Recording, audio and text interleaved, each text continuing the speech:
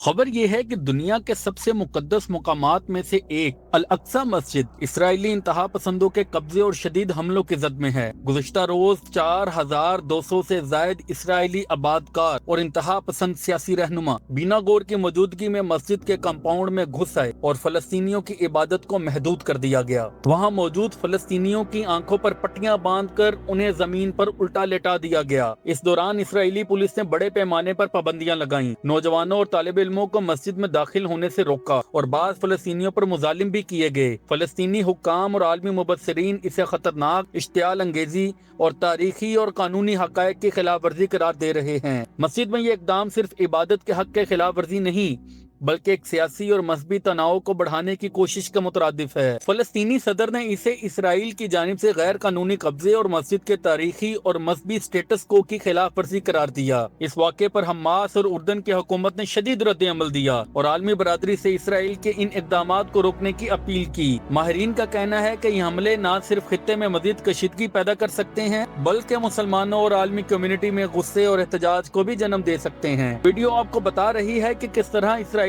کی انتہا پسند سیاسی جماعتیں الاقصی مسجد کے تاریخی مقام پر قابض ہونے کی کوشش کر رہی ہیں اور کس طرح فلسطینی عوام اور دنیا بھر کے مسلمانوں نے اس مظالم پر احتجاج کیا۔ کمنٹس میں اپنی رائے دیں اور ویڈیو کو شیئر کریں تاکہ سب کو اس عالمی تنازع کی حقیقت معلوم ہو اور عوامی اویئرنیس بڑھے۔